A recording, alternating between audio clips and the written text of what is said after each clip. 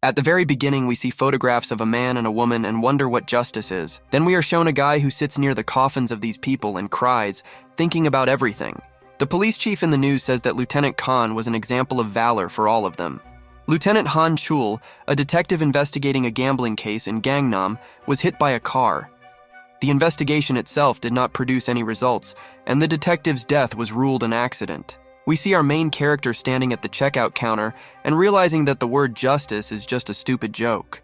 Then some person turns to a certain Ajuma and gives her payment for the whole month right now. We see the Ajuma herself, who is right now sitting on her sofa with a very important look and, having counted the money, thinks that there is not enough here. It turned out that this same money was given to her by our main character, who, scratching his head, tells her that next time he will bring the rest. The woman tells the guy that she felt sorry for him out of the kindness of her heart, and she doesn't like the way he decided to thank her. She tells the guy that his parents raised him very poorly, and of course the guy is unpleasant to hear this from her. We see a scene where someone decided to punish our poor main character by giving him a very strong slap in the face from which he almost fell. The guy remembers that very unpleasant moment very well and understands that he experienced pain that was hundreds of times worse. We see a local school bully who likes to indulge in steroids in the morning, and now he considers the main character a coward. It seemed to this gorilla that the guy wanted his ass kicked as soon as possible, which is why he decided to help him with this. The blow was quite strong. Our main character flew several meters back, and in flight he realized that his fists were itching. Already being beaten and lying on the ground, the guy understands that if he gets grumpy, he will be able to fight back this bully. But for now, he is restraining himself. We see another idol and the crush of all the girls of this educational institution. The main character understands that these guys have a strong reputation in the school. Now we can watch the guy's phone who, due to a hard landing, fell out of his pocket and simply broke, and we find out that this guy is an ordinary orphan. Meanwhile, he continues to lie on the ground and understands perfectly well that if he suddenly decides to fight back, it will only get worse for him. After that, the rest of the bullies joined in and began kicking the poor protagonist, believing that he was not capable of anything. The beaten guy continues to lie on the ground and endure all these humiliations, and he understands that if he endures one more year, he will be able to leave this hell. However, looking at these bad guys again, our main character understands that holding out for another whole year will not be an easy task for him. But it's all worth it, and if he can withstand them, he'll finally get out of here and go his own way. Suddenly, someone ran up to this place, not understanding what these bullies were doing here, and some girl said that it was disgusting to hear that person's voice. It turned out that it was the head man who came in person, and now these monkeys, seeing her too, decide to laugh at her. The fat man immediately noticed the huge cannonballs, and apparently he understands that it can be very difficult for him. Then we are shown the head girl herself, who apparently is not at all delighted with the fact that this loser decided to laugh at her. Unexpectedly, we learn that our main character's name is Hajin, and the headman named Choi Soo-yeon does not understand why he did not please them. Suddenly, the Korean idol decided to intervene in this conversation and strangely answered the girl's question by saying that they don't touch children because they are good. This bad guy, realizing that Hajin is afraid to say anything, turns to him so that Orn confirms his words that he just said. The fat man decided to grab the Hajin by force, and distorting his voice says that these bad guys are his friends, and he has abrasions due to the fact that he himself hit the asphalt. Meanwhile, all the bad guys start laughing because it seems to them that they are in a circus, but the headman does not like this show at all. Choi Soo-young is tired of watching this cruelty, and she decides to check with this guy whether he will let the main character go or not. The bald man tells her that he is already tired of her because right now, in his opinion, she is accusing him without evidence, and he just decided to push her. The head girl decided to ask Hajin if he was okay, and the guy replied that yes, and the bad guys think that she is doing this in order to get a recommendation for college. The idol says that he knows a guy who has some kind of business with some mafiosi. With these words, he wanted to show what kind of connections he has. And of course, with these words, he immediately attracted the attention of his loser friends, and they immediately became interested in what kind of business he was talking about. He says that these same mafiosi kidnap girls and give them test drives, and apparently he believes that his friends understand what he means. The blonde with a cigarette in her hands immediately became interested in this proposal, and with a very sly smile on her face, she decided to clarify what this prana offers. This villain says that he is going to kidnap the headman and conduct a test drive by recording it on video and showing it to the teacher, and then he will definitely not give her any recommendations. Everyone liked this idea, and they want to at least try to do it, and the brown-haired girl is very delighted with this guy's idea, and now considers him smart. A bald strong man standing behind an idol named Heel tells him that he is a real head and the idea was great, but Heel wonders when they can start. Then we watch how the strong man begins to smile very bloodthirstily and says that they can do this tomorrow without any problems during the excursion. And of course, absolutely everyone liked this idea, because the sooner they figure this out, the better. So tomorrow, they will start their work. This gang believes that Shin Woo-bin is a real man, and one of them understands perfectly well that he is leaving this year anyway, so he definitely doesn't care about the complaints. Then the course of events moves straight to the classroom where the head girl is leaving, and the main character, addressing her, offers to go on an excursion with her.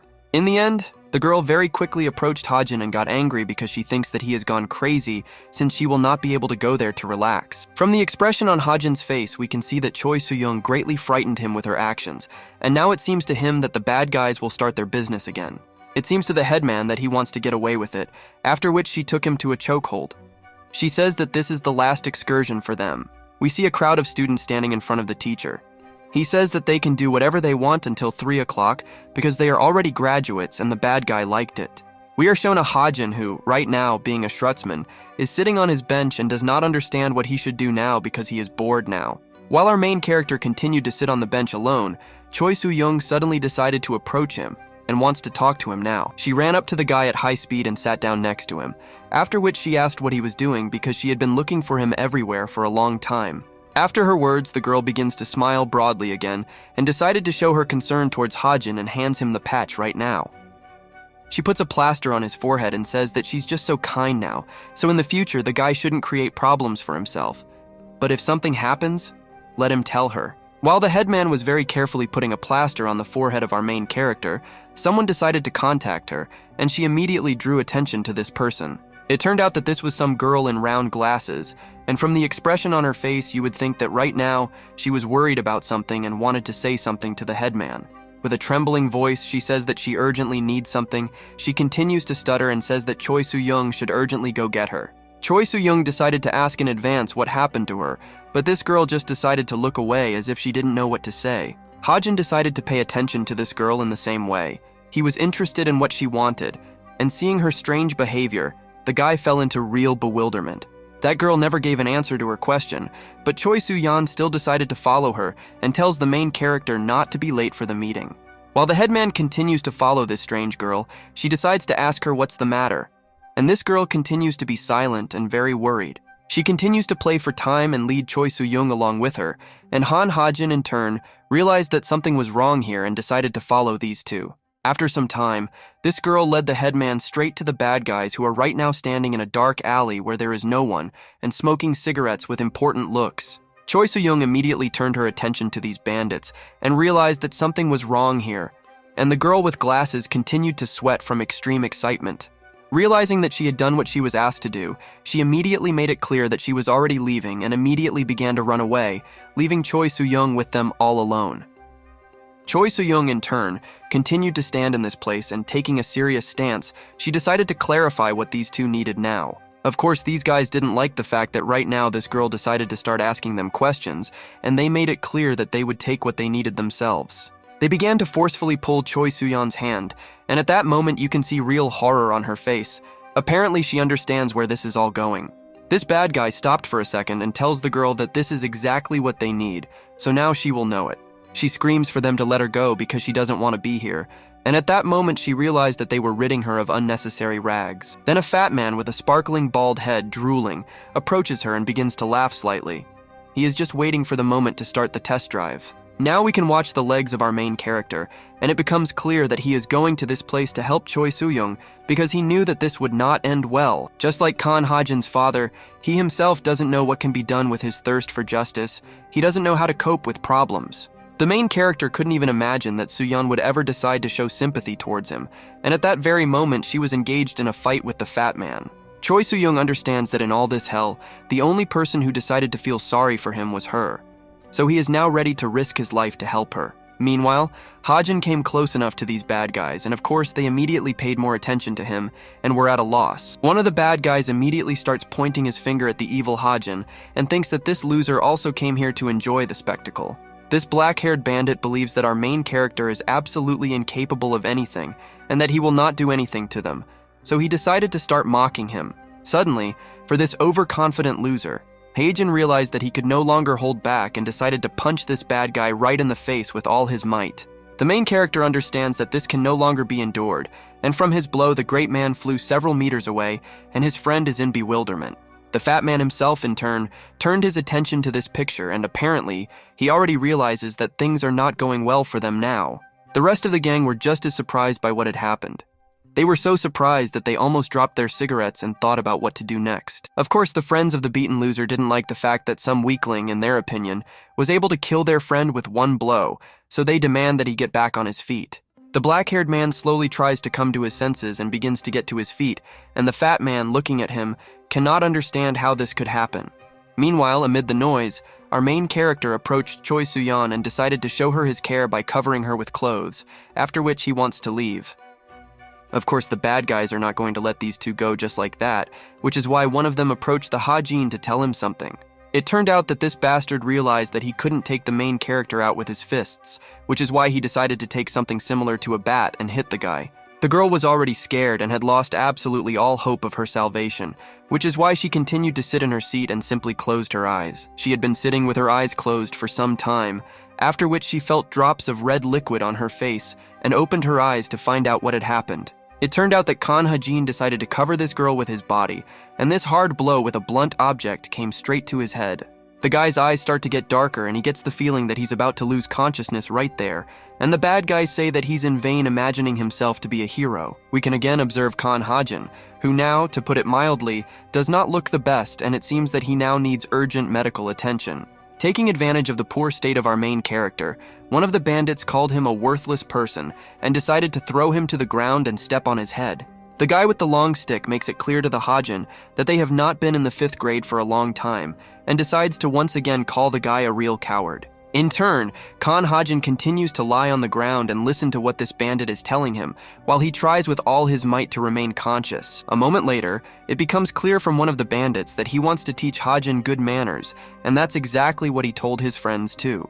Then we see how our main character continues to lie helplessly on the ground, unable to do anything to these villains. The villain from this gang once again decided to take advantage of this, and grabbing the guy, he began to hold him on the edge of the roof, asking the main character to make a choice. Right now, this guy decides to voice the first option, and he makes it clear that in this option, this guy will take a test drive with the headman. We see the face of this girl who just doesn't know what to do in such a situation, and at the same time, the villain tells the main character that he will film absolutely everything. Then, after he grabbed Hajin's hair quite tightly, he decides to voice the second option to him, while smiling like a real maniac. He turned the head of our main character so that he could see what height he was hanging above right now, and in the second option, he would simply take flight.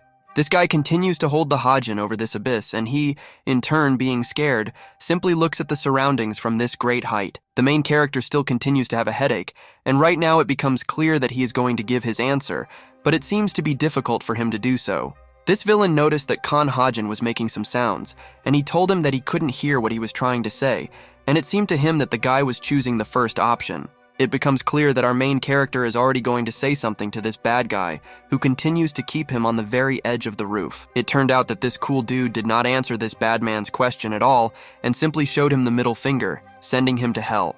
From the villain's face, one can say that he did not at all expect to see insolence on the part of the Hajin, and made it clear to him that he understood his answer. Then we again see the face of our main character, who, apparently, has already realized what the person who is holding him is going to do next. In this case, it became clear that the bad guy would not tolerate such insolence, and simply decided to let the Hajin go, wishing him a speedy death because he was already tired of him. Now we can observe this huge building from the side, and being in flight, Hajin does not believe that he will die. He considers himself pathetic, and does not know what will happen to Choi Soo-yeon now. After some time, we again watch our main character who feels very bad. Some people found him and their boss ordered him to be cured. The course of events is transferred to some very strange place, and you can see how the main character's eye is held with the help of some kind of device, and it is not clear what awaits him next. Some doctor in a gas mask sees that the guy, even in this state, is still breathing, and it becomes clear that he is very desperately clinging to life. The doctor realizes that since Khan Hajin still wants to live, it means he will have to help him, which is why he began to draw medicine into his syringe to use it. The doctor understands that if the guy went through these tests, then this syringe must survive. Even though the chances of surviving from this are negligible, he may not be able to withstand the pain. After some time, Khan Hajin begins to slowly come to his senses and look around, trying to understand where he ended up because the place is strange. We see a bunch of monitors from which it becomes clear that life in this building is in full swing, and everyone is busy with their own business. Someone is working and someone is gambling. We are again shown a Hajin on whom the doctor did a good job so that the guy could live. He, standing on his feet, attracted the attention of some person and made him happy with this. We see a strange man wearing dark glasses indoors, and he says that after learning how someone died on his territory, he decided to immediately get rid of the body. However, he could not even think that our main character would turn out to be the son of Han Chul, and this is precisely the reason why the guy was helped. We see some kind of folder and documents that the girl is holding next to this man, and apparently they have information about Kajin. The man understands that such a name is not always pleasant to hear, but still he decides to call the name Inspector Han Chul Ho, and by this he surprised our main character. Then the gray-haired man approached Khan Hajin and assumes that the inspector is his father, and decides to clarify whether he is right in this or not. We learn the reason why the guy was very surprised after the words of this man. He just can't understand how he knows the name of his father. In response to this, the gray-haired authority did not say anything, but only turned to the girl so that she could show this guy everything herself and answer his question. These two, trying to seem mysterious, are still silent, and the girl simply threw the documents and folder on the lap of our main character so that he could look at it himself. The guy became curious and opening the folder. He discovers that these people have all the information about the parents of our main character, and now he is wondering who they are. The gray-haired man asks Hajin not to be scared in this way, because in his opinion, even an ordinary child playing League of Legends could find such information. Hajin suddenly remembered what happened to him the last time before he fell from the roof, and now he wonders what exactly happened to Choi Suyeon. Of course, he immediately decides to turn to this man, and asks him what happened to those people who were on the roof because he is very interested. The cool man in response just spread his hands and continued to smile, trying to seem cool, and while he was thinking about what he could say in response to this guy's question. In response, this man did not say anything, and only approached the Hajin and decided to ask him what he thought about this. Then the man begins to stroke the guy on the head and calls him a smart guy. Only there is one problem that he wants to tell him about right now. He tells our boss that at the moment he is really very weak, and he really needs to improve a little in the future in order to stand up for himself. A gray-haired man, pointing his finger at Hajin with a serious face, tells him that if suddenly he, with such a skinny and flimsy body, climbs towards them, then he himself understands what will happen.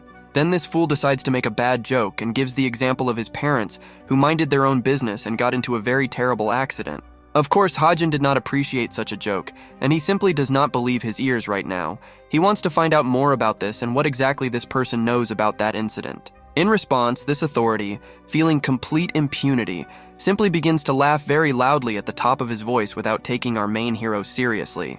Taking out a cigarette, he says that he knows more than he thinks because his father has an unpaid debt that apparently needs to be returned. Then he begins to light a cigarette and makes it clear that he absolutely always gets his money back, especially when this debt is as big as the guy's father. So the man makes it clear to the main character that the sudden death of his father was very unpleasant because it became impossible to take the money. It is Poet, instead of his father, that this man decides to take our main character so that he can repay all his debts, and judging by the expression on this guy's face, he is completely dissatisfied with this. And now this man promises our main character to put him in such a position that it's simply impossible to ignore him, no matter how hard he tries. Hajin was tired of this old man poking his elderly finger at him, which is why he decided to push him aside, saying that he did not have time for all this nonsense. In response, this gray-haired man did not even get angry, but only drew attention to the eyes of our main character and tells him that he really loves this look. The old man again reminds the guy about his father and says that if he wants to leave in this state, then he will not be against it and will not even bother the guy. Our main character, in turn, has already reached the door and grabbed its handle, and that old man asks the guy to make his choice as quickly as possible. The old man urges Hajin to make his decision because, according to him, this very door will not be open forever, and it is clear how the guy thought seriously after his words. The gray-haired authority himself already pretends that he is tired of all this and turns around and begins to leave, after which behind him he heard the girl decide to turn to him. When our main character left, she begins to suggest that her boss get rid of the Hajin when he understands where this place is. She says this because the guy can suddenly report everything to the police, but from the expression on the boss's face, it becomes clear that he has everything under control. It turns out that he is 100% sure that this guy will come back and everything will definitely be fine, so this girl shouldn't worry about these trifles. After that, the boss approaches the woman and tells her that that guy is already attached to this place just like herself, and nothing can be done about it. The boss again tells her that everything is under control, and this guy is in his hands and he won't be able to escape anywhere. The course of events is transferred to the educational institution, judging by the dialogues that we hear. Some girl abandoned her studies, and these people are funny because of this event. Apparently, the conversation is about Choi Soo-yeon, because the brown-haired girl is glad that she hasn't heard her for a long time, and the blonde is just as glad that the headman is nowhere to be seen. Suddenly, while these two bastards were walking along the corridor and talking to each other, someone stood in their way, and when they saw this person, they were surprised and stopped. Then it becomes clear who exactly they met on their way, and this person turned out to be Khan Kajin, who was just as surprised to see them in front of him. It's clear that this Sigma did not start a conversation with these two, because right now he is pursuing his goals, and having pushed these two, he simply went his own way. After some time, he reached the audience he needed, after which, opening the door, he began to look inside with his cool gaze of a predator. Suddenly, he discovers that the auditorium is currently empty, and there is no one there at all. Having realized this, our main character immediately exhaled with relief. Apparently, he did not want to see anyone there now. While Hajin was just standing in front of the entrance to the audience, someone decided to attract his attention from behind by addressing this guy by his name, and you can see how happy he was. Turning around, the guy begins to think that he sees in front of him the beautiful Choi Soo-yeon, who right now joyfully greets him and smiles. It turned out that this is actually not the headman, but just the same girl who brought her to the bad guys, and from her appearance you can tell that she is very ashamed. Realizing that Choi Soo-yeon was standing in front of us, our main character suddenly became slightly upset because he thought that this girl was going to eat him. Suddenly, she decides to talk to him and says that soon after she ran away, the teachers came for Soo-yeon so that no one had time to touch her, and this surprised the main character. She also says that since that day, no one has seen her at school anymore and no one knows that she is afraid of her, that because of her she now feels bad. After her words, Hajin slowly begins to lose his temper, and one phrase is spinning in his head about the fact that these cowards would never attack those who are stronger than them. Then Hajin realized that he should not hesitate and needed to start taking action as soon as possible, after which he left the educational institution building and headed somewhere. While the guy was walking around the yard, he heard someone's ridicule and screams in some alley, and apparently he couldn't just walk past it. It turned out that these same villains caught another weak guy and began to mock him in every possible way because it would greatly entertain them. After they laughed at him, one of the guys decided to kick the poor guy with glasses with his foot. It's clear that he was in pain and he's ready to lie down on the ground right now. This guy is already writhing from the pain that was inflicted on him, and the guy on steroids just continues to look at him and smile, thinking he's cool. Meanwhile, our main character, watching this picture, understands that before this he always looked away and lowered his head. But now he can't do that anymore. He remembers those very days when he considered it right and natural to simply give up, but this makes the bandits begin to become even more impudent. The main character remembers those very moments when these bad guys mocked him and beat him, and he just endured all these humiliations on their part. He remembers very well the moments when he was trampled into the ground, and for them, he was just a punching bag and had no intention of answering them. Hajin wholeheartedly wanted to believe that everything would work out on its own, but this did not happen at all, and apparently he would have to pull himself together and show them who's boss. Our main character always closed his eyes and ran away again and again, convincing himself that today was the last time, and this would definitely never happen again. Hajin now understands perfectly well that he had to fight back, and even if it was painful and unpleasant, at least they would stop bothering him. And due to the fact that our main character was unable to do this earlier, it seems to him that he has lost Soo-yeon and he is completely dissatisfied with this. That is why now Hajin is going to take revenge not only for her, but also for all those times when he simply could not stand up for himself. We are again shown a villain who holds the poor guy and promises to stop beating him if he just swallows a cigarette. And if not, then everything will continue. At this moment, he is distracted by our main character, who decides to clarify whether it's fun for them to mock a weak guy right now, and bewilderment is visible on the bad guy's face. The other two guys were just as surprised because it seemed like right before their eyes, the Hajin fell from a tall building. And right now, after some time, he returned unharmed and was talking to them.